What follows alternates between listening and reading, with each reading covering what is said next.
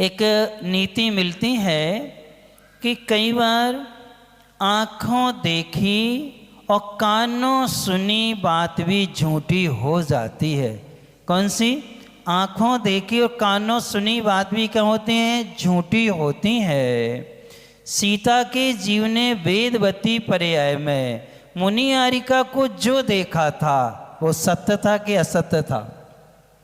वो क्या था? असत्य था। लेकिन उसने क्या कर लिया? अवर्णवाद का उसका कर्म किसने बांधा? उसने बांधा कि नहीं बांधा? इसी प्रकार से जो महाभारत में आता है कि कानों सुनी बात, संजय नाम का जो व्यक्ति था उसको अवधि ज्ञान था। क्या था? अवधि ज्ञान था। अवधि ज्ञान से बैठे बैठे युद्ध की स्थिति को क्या करता था? वो जानता था और जान करके महाराज को क्या करता? धृतराष्ट्र को वो सुना देता था। आश्चर्य इस बात का है कि धृतराष्ट्र ने सामर्थ्य मानते स्वयं क्यों नहीं चलेगा युद्ध में? स्वयं क्यों नहीं गए? जब सब युद्ध में गए हैं तो राजा होकर धृतराष्ट्र क्यों नहीं गए?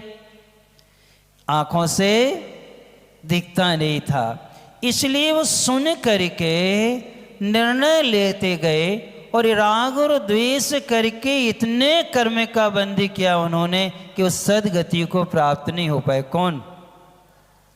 यानी सुन सुन करके क्या करते रहे? वो अपने परिणामों को संश्लेषित करते रहे। इसलिए हे भगवान, हम जो हैं आपको देख भी नहीं सकते हैं, हम आपको जान भी नहीं सकते हैं, लेकिन आपकी जो स्तुति कर रहे हैं उतने समय तक हम भी कथाओं से बच जाते हैं। उस समय तक हम आपके सम्मान में जो हमारे मुख से अच्छे अच्छे शब्द निकल रहे हैं उससे तो हमारा क्या हो रहा है? भला हो रहा है। अर्थात उस समय हम जो हैं आपका गुणगान करके पुण्य का क्या कर रहे हैं? संचय कर रहे हैं।